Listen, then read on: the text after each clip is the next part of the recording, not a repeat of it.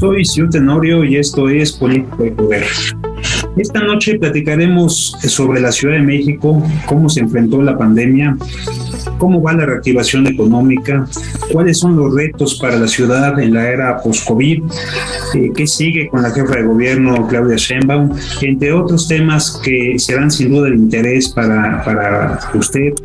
Y por eso le pido que nos acompañe. Estará con nosotros el diputado Fernando Mercado, quien tiene amplia experiencia en la vida política de la capital del país. Ha sido jefe delegacional, ha sido 2 veces diputado, un hombre muy cercano a la doctora Claudia Sheinbaum y seguro tendrá conceptos interesantes que intercambiar con nosotros. Quédese, va a estar bueno. José Fernando Mercado Guaida, diputado local por Morena en el Congreso de la Ciudad de México, segunda legislatura, Magdalena Contreras.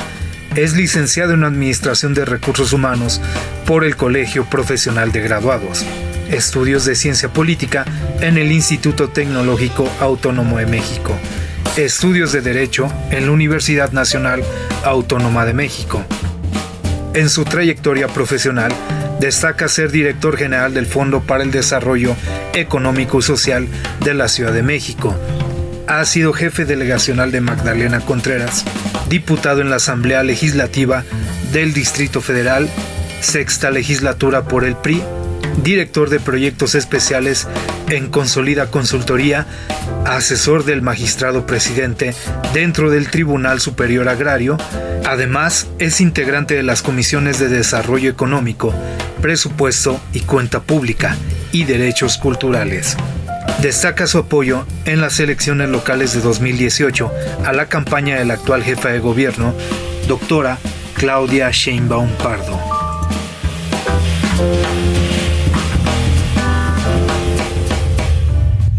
Pues un gusto estar con ustedes. Prácticamente para todo el país es relevante lo que sucede en la Ciudad de México, no solo por ser la capital de nuestro país, sino también porque para detonar el crecimiento del país, para detonar que la economía vuelva a caminar, es indispensable que crezca la Ciudad de México. Y en ese sentido, para mí es un honor que nos acompañe el diputado Fernando Mercado, quien no solamente tiene amplia experiencia legislativa, sino que también ha sido parte del gobierno de la Ciudad de México. Y justo uno de los temas importantes que tuvo a su cargo fue la relación con los empresarios y pues participó en todos los planes de reactivación económica que ahora, tras estos casi 2 años de pandemia que hemos vivido, se vuelve fundamental. Su visión y su participación, y ahora desde el legislativo, cómo lo podemos concretar. Fernando, un gusto que estés con nosotros. El gusto es mío, Shu. Un saludo a todos los que nos ven y felicidades por el programa. Gracias, te agradezco mucho que nos acompañes en este espacio. Pues decía que para detonar el crecimiento económico del país es indispensable lo que pasa en la Ciudad de México. Sé que tú has estado en varias mesas y en varios espacios donde se ha hablado de la reactivación económica de la Ciudad de México. ¿Qué nos puedes compartir al respecto? ¿Qué podemos esperar de estos anuncios que ha hecho la jefa de gobierno en los últimos días, donde se ha hablado de facilidades administrativas, se ha hablado de incentivos, se ha hablado de muchos temas? Pues primero decirte que desde que inició la pandemia, la ciudad, en esta vocación, el gobierno de la jefa de gobierno Claudia Sheinbaum, en esta vocación democrática de toma de decisiones a partir de un modelo de gobernanza, ha estado siempre comunicado de manera permanente con todos los actores económicos de la ciudad, con las cámaras de empresarios, con empresarios en lo individual, con los sectores sociales, los sectores populares, y las medidas que se han tomado desde el momento más álgido en el semáforo rojo en el 2020 hasta este plan que el 17 de marzo se dio a conocer, se han dado a través de conversaciones, de consenso y de escuchando las necesidades y las propuestas de los distintos sectores. Hay que recordar que la Ciudad de México, siendo la principal economía del país, la que más aporta al PIB, el principal destino de inversión extranjera directa, también fue la más afectada en la parte más complicada de la pandemia. O sea, pensemos que la Ciudad de México no como una de las 32 entidades y pues por el tamaño de su economía, la Ciudad de México tiene el tamaño de la economía de Perú país o de Grecia, por ejemplo. Y es una economía principalmente de servicios. Entonces, cerrar la actividad económica en sectores como el financiero, el sector restaurantero, el sector turístico se vio profundamente afectado.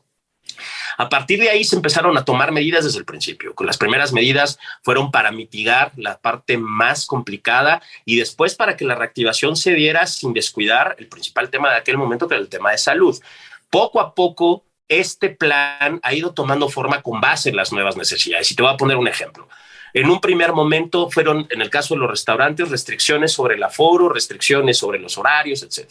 Eso fue pasando a nuevos modelos en que se permitían el uso de la banqueta y que se permitían otras formas para no tener a las personas con tanto contacto físico. Y hoy, por ejemplo, ese modelo que fue exitoso se ha quedado, pero de una manera híbrida, en el cual algunos espacios ya permitidos pueden tomar esta parte de la calle, porque resultó ser una manera muy exitosa y muy popular para el sector restaurantero. Y eso fue una solicitud del sector restaurantero que inició como una medida emergente y que hoy ha tomado forma ya como una medida permitida.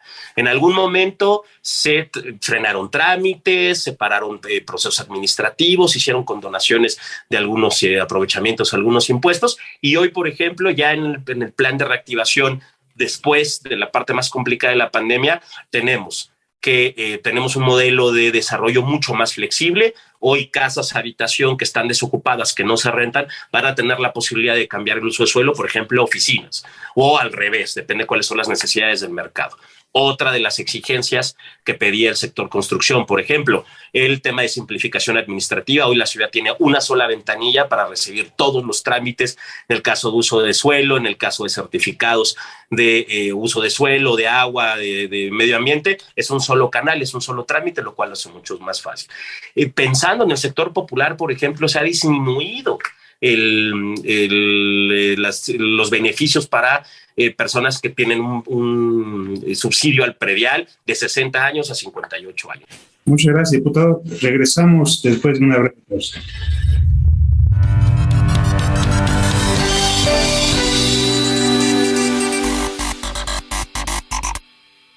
Hola, ¿cómo están? Buenas noches. Hola amigos, bienvenidos a Desarrollo Humano. Soy David Solé. Amigos, qué gusto que nos acompañe, como siempre. Bueno, ya estamos aquí en bienvenido a Economía de Frente. En esta Amigos, bienvenidos a una emisión más de su programa En Derecho. Bienvenido. Este es tu programa Factor Capital Humano. ¿Qué tal? Bienvenido a esta primera emisión. IDC también está en la televisión. La construcción está muy lejos de recuperar su... La carta por oficial de el Fondo Monetario Internacional. No te pierdas nuestra programación cubriendo temas como política, economía, corporativo, comercio exterior y temas de actualidad. Disfruta de la transmisión a través del canal 76 de Easy TV o a través del canal 168 en Total Play. También puedes vernos a través de las páginas de IDC, de Facebook y YouTube. IDC TV. Sintonízanos de lunes a viernes.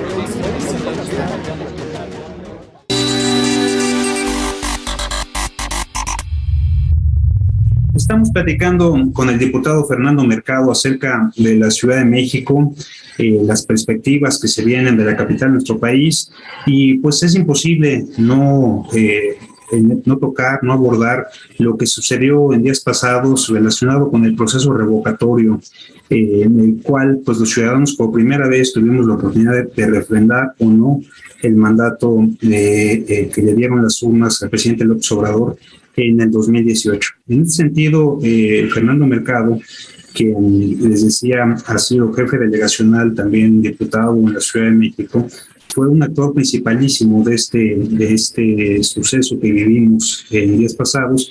Inclusive, Fernando, pediste licencia para poder promover el proceso revocatorio. Fuiste uno de los diputados más activos en este sentido.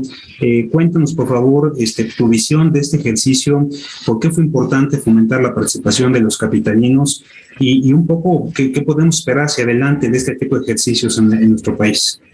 Ya sé que nos escuchan y me da mucho gusto personas en todo, mexicanos y no mexicanos en el país y en el mundo.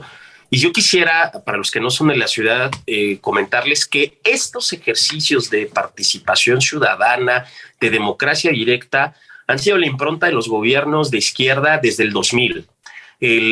No solamente los procesos de consulta, los procesos de referéndum. Recordemos que las principales obras en el gobierno de Andrés Manuel López Obrador, cuando fue jefe de gobierno, se sometieron a consultas públicas.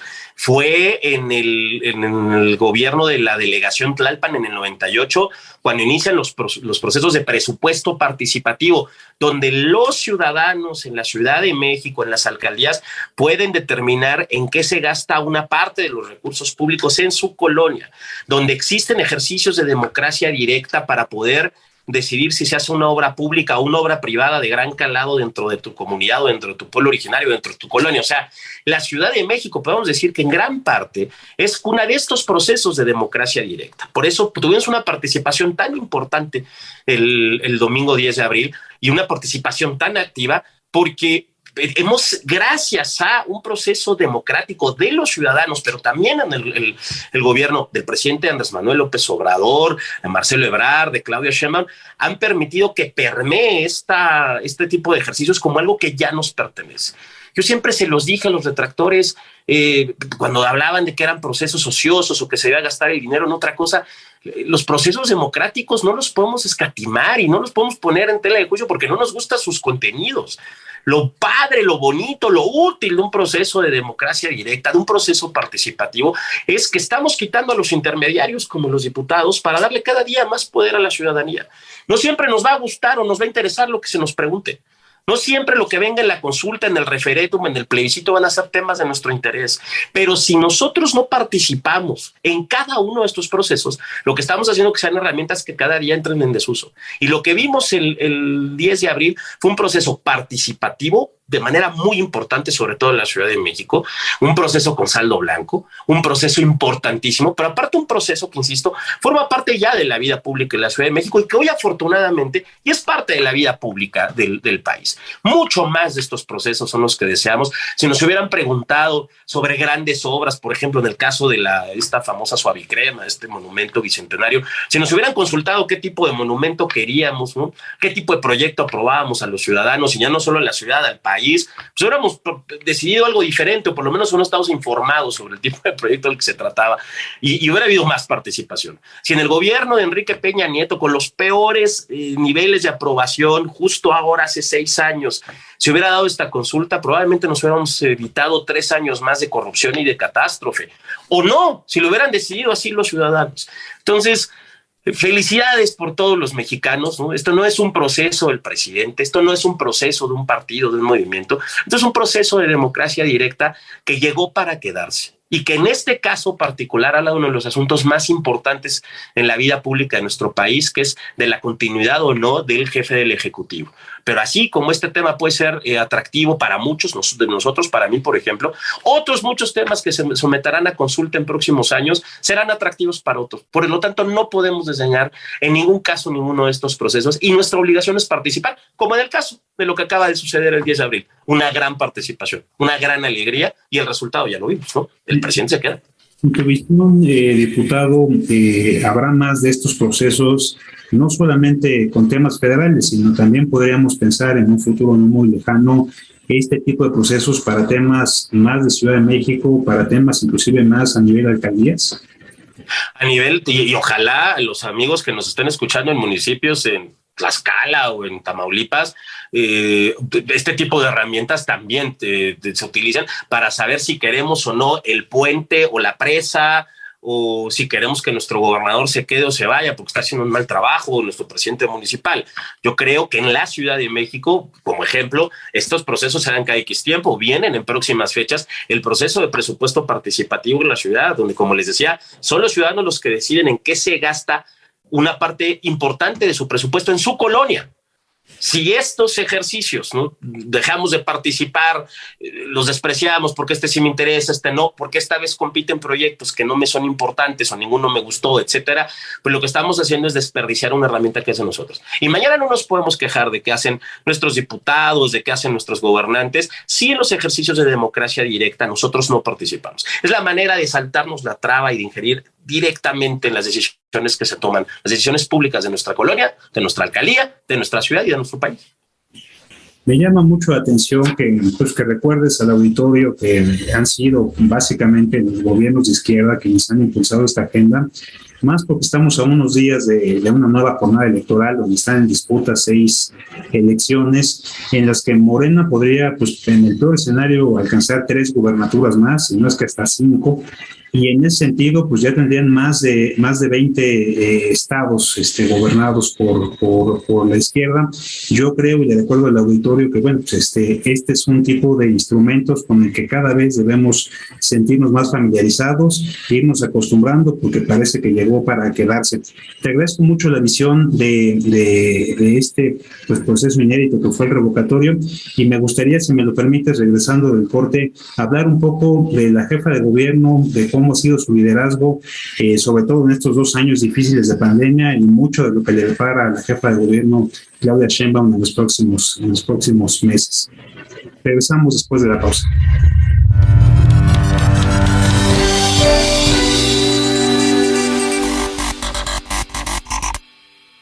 Hola, ¿cómo están? Buenas noches. Hola amigos, bienvenidos a Desarrollo Humano. Soy Gaby Solé. Amigos, qué gusto que nos acompañen, como siempre. Bueno, ya estamos aquí en bienvenido a Economía de Frente. En esta Amigos, ocasión bienvenidos a una tendremos emisión más de su programa En Derecho. Bienvenido. Este es tu programa Factor Capital Humano. ¿Qué tal? Bienvenido a esta primera emisión. IDC también está en la televisión. La construcción está muy lejos de recuperar su... La carga por ti existía desde el Fondo Monetario Internacional. No te pierdas nuestra programación cubriendo temas como política, economía, corporativo, comercio exterior y temas de actualidad. Disfruta de la transmisión a través del canal 76 de Easy TV o a través del canal 168 en Total Play. También puedes vernos a través de las páginas de IDC, de Facebook y YouTube. IDC TV. Sintonízanos de lunes a viernes.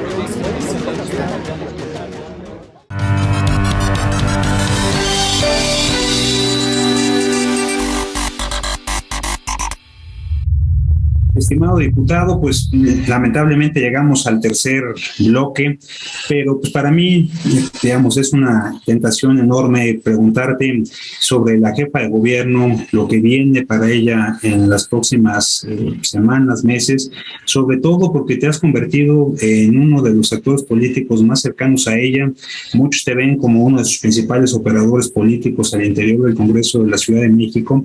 Y bueno, pues claramente todo el mundo ubica hoy a la jefa de gobierno, la doctora Claudia Sheinbaum, como una de las precandidatas más sólidas de Morena a la presidencia de la República.